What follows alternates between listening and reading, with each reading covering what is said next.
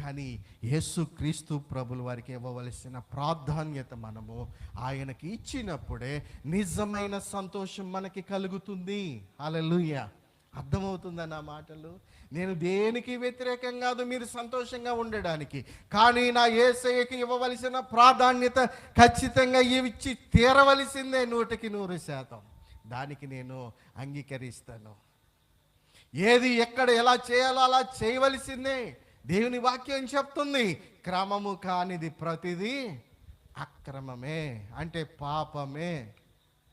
పాపాన్ని కొన్ని ఎలా తెచ్చుకుంటాం మనం? పాపం చేయొద్దన్నప్పుడు, పాపము చేయొద్దని దేవుడు చెప్తుంటే పాపాన్నే మనం చేస్తూ ఉంటే దేవుడు నిన్ను చూసి ఏడుస్తాడా, సంతోషిస్తాడా? ఈ పండుగల ద్వారా యేసుక్రీస్తు ప్రభులు వారు సంతోషించాలి అంటే మొట్టమొదటిగా నీ హృదయంలో ఆయన ఉండాలి.